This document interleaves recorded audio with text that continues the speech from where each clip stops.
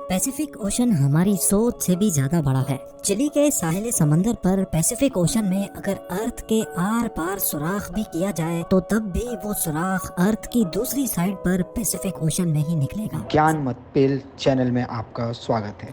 नाजरीन, दुनिया में टोटल 5 ओशंस पाए जाते हैं। इन 5 ओशंस में से सबसे बड़ा ओशन पैसिफिक ओशन कहलाया जाता है और ये टोटल 165 मिलियन स्क्वायर किलोमीटर के एरिया पर फैला हुआ है। आपको ये बात जानकर हैरत होगी कि हमारी दुनिया का टोटल लैंड यानी टोटल खुश्क हिस्सा ही 148 मिलियन स्क्वायर किलोमीटर पर फैला हुआ है, जिसका मतलब ये हुआ कि बाकी 4 ओशंस हटाकर सिर्फ अगर पैसिफिक ओशन की बात की जाए तो वो अकेला ही हमारी पूरी दुनिया के तमाम पहाड़ों, रेगिस्तान, जंगलात और आइलैंड से भी काफी ज्यादा बड़ा है। इस पूरे ओशन में सिर्फ चंद आइलैंड्स हैं और वो भी इतने छोटे हैं कि वो इस आलीशान समंदर के मुकाबले में सिर्फ एक डॉट के बराबर दिखते हैं। और सोने पे सुहागा, ये वो आइलैंड्स हैं जिनमें से ज्यादातर पर किसी इंसान ने आज तक कदम नहीं रखा। यानी कुल मिलाकर बात की जाए तो अगर कोई शख्स इस पैसिफिक ओशन में गुम हो जाए तो उसको ढूंढने का चांस लगभग ना होने के बराबर है। लेकिन आज आप एक ऐसे इंसान की रियल स्टोरी जानेंगे जो अपनी छोटी सी बोट पर इस पैसिफिक ओशन में गुम गया था, और वो भी सिर्फ 10 या 15 दिनों तक नहीं बल्कि पूरे 438 डेज तक।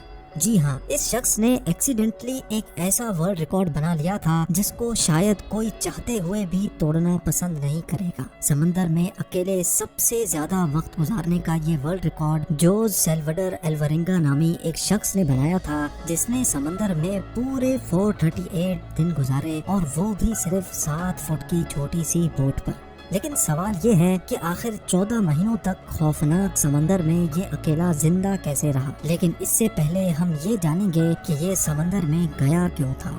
ये बात है 2012 की, जब मेक्सिको के एक छोटे गांव कोस्टा एजुल में जोज एल्वरिंगा नामी ये शख्स रहता था। जोज उस वक्त 36 साल का था और ये एक एक्सपर्ट मछेरा भी हुआ करता था। 17 नवंबर 2012 वाले दिन जोज अपने एक साथी के साथ फिशिंग के लिए अपनी छोटी बोट पर रवाना हुआ। इनका प्लान था कि वो समंदर में सिर्फ 30 घंटे गुजारेंगे। इसी वजह से इनकी छोटी सी बोट पर कुछ ज्यादा सामान भी नहीं था। इस 7 फुट की बोट में सिर्फ एक इंजन और एक रेफ्रिजरेटर था जिसमें वो मछलियां स्टोर करते थे। अपने साथ सिर्फ एक दिन का खाना पीना लेकर जाने वाले जोश को ये कहाँ मालूम था कि उसके अगले 438 दिन उसकी जिंदगी के बदतरीन दिन होने वाले हैं। वो मेक्सिको के साहिल से 120 किलोमीटर दूर गए और अपना जाल समंदर में बिछा दिया। लेकिन उसी वक्त एक खौफनाक समंदरी तूफान वहाँ आ पहुँचा। अपनी जान बचाने के लिए वो मछली के जाल को वहीं छोड़कर वापस साहिल की तरफ उल्टे पांव भागे।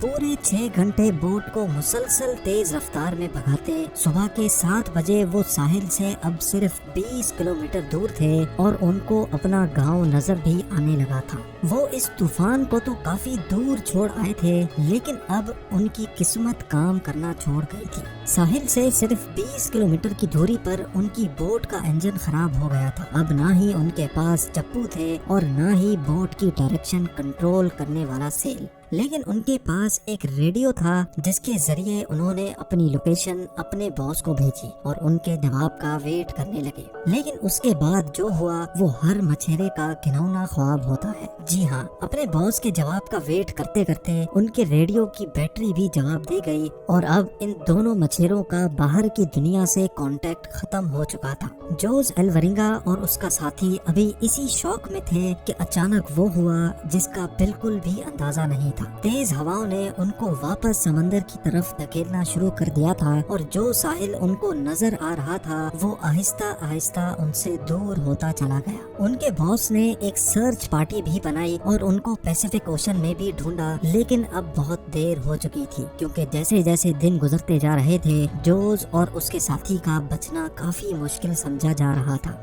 इस हादसे को अभी 5 दिन गुजर चुके थे और हवाओं ने जोज की बोट को साहिल से 450 किलोमीटर दूर धकेल दिया था। वो समंदर के ऐसे हिस्से में पहुंच चुके थे जहां हर डायरेक्शन में सिर्फ पानी ही पानी नजर आ रहा था। उनको मालूम था कि उनकी बोट इतनी छोटी है कि उसको दूर से भी स्पॉट नहीं किया जा सकता। ना ही उनके पास कोई फ्लेयर गन थी और ना ही वो आग लगाकर धुएं से सिग्नल दे सकते थे। यानी जोस अल्वरिंगा और उसके साथी को अच्छी तरह इल्म हो चुका था कि उनके बचने का चांस अब 1% से भी कम है। जो खाना पीना वो साथ लाए थे वो पहले ही खत्म हो चुका था, इसीलिए अब पेट भरने के लिए उन्होंने अपने हाथों से ही उन परिंदों को पकड़ना शुरू कर दिया जो उनकी बोट पर आकर बैठते थे, या फिर बोट के आसपास मौजूद मछलियों को पकड़कर कच्चा खाने लगे। समंदर का खारा पानी पीने से इंसान की मौत हो सकती है, इसी वजह से उन्होंने बारिश का पानी समंदर में तैरने वाली प्लास्टिक बॉटल्स में जमा करके पीना शुरू किया। लेकिन जब बारिश कई दिनों तक नहीं पड़ती थी तब वो अपनी प्यास बुझाने के लिए मछलियों और टर्टल्स का खून पीते थे, और वो भी तब जब वो उनको पकड़ने में कामयाब होते थे। दिन गुजरते गए और फिर महीने। ये दोनों जिस मेंटल टॉर्चर से गुजर रहे थे वो इमेजिन करना भी हमारे लिए मुश्किल है। आखिरकार जोस अल्वरिंगा का साथी ये टॉर्चर बर्दाश्त ना कर सका और 4 महीनों के बाद उसने सुसाइड कर लिया। अब इस छोटी सी बोट पर बात करने के लिए भी जोस के पास कोई नहीं था और वो चारों तरफ घिरे इस समंदर में अकेला जिंदगी गुजारने लगा। मैप में देखा जाए तो एक अंदाजे के मुताबिक अब जोस पैसिफिक ओशन के इस हिस्से में मौजूद था और ये दुनिया का खामोश तरीन हिस्सा माना जाता है। हत्ता के यहाँ से कार्गो शिप्स भी कभी कभार गुजरती हैं। मेक्सिको के साहिल को छोड़े 6 महीनों से भी ज्यादा हो चुके थे और इस दौरान जोस ने अपने साथी को भी खो दिया था। इसी वजह से वो काफी ज्यादा फ्रस्ट्रेटेड भी हो चुका था। एक दिन जोस को दूर समंदर में एक कार्गो शिप गुजरती दिखाई दी। पिछले 6 महीनों में वो पहली शिप देख रहा था और ये मंजर देखते ही उसकी जिंदा रहने की उम्मीद वापस से जागने लगी। जोस ने कार्गो शिप की तरफ हर तरह के इशारे किए, लेकिन बदकिस्मती से शिप की क्रू को ये छोटी सी बोट नजर नहीं आई और देखते ही देखते उसकी जिंदा रहने की उम्मीदों पर एक बार फिर से पानी फिर गया। इमेजिन करें कि समंदर के बीचों बीच एक दिन मौत से लड़ने के बाद जब आखिरकार जान बचाने का आसरा मिले और वो भी इग्नोर करके चला जाए तो कैसा लगेगा। 11 महीनों के बाद जोस अपनी इस छोटी सी बोट पर 8000 किलोमीटर ट्रेवल कर चुका था। उसके कपड़े भी फट चुके थे और उसके पास खुद को सनलाइट से बचाने के लिए सिर्फ एक अंडर वेस्ट बची थी।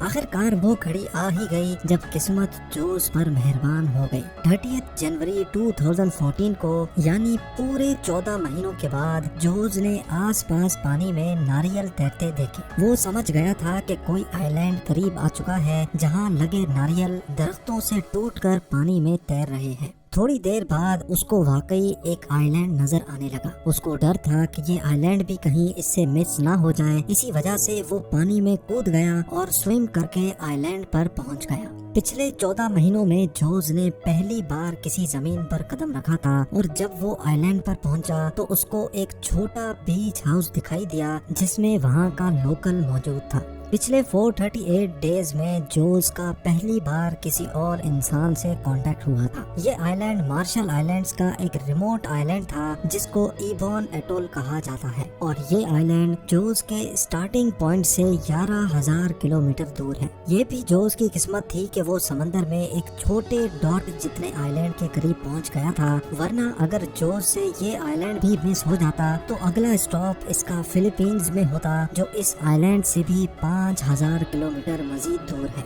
वहाँ से जोस को वापस अपने घर भेजा गया, जहाँ पहुँचते ही एक और मुसीबत ने उसको घेर लिया। जी हाँ, वापस पहुँचने पर जोस ने 438 डेज के नाम से एक बुक पब्लिश की, लेकिन जोस पर अपने साथी को मारने का इल्जाम लगाकर उस पर केस कर दिया गया। वही साथी जिसने जोस के मुताबिक सुसाइड किया था। उम्मीद ज्ञान मत पेल। ये वीडियो भी आप लोग भरपूर लाइक और शेयर करेंगे। आप लोगों के प्यार भरे कमेंट्स का बेहद शुक्रिया। मिलते हैं अगली शानदार वीडियो में।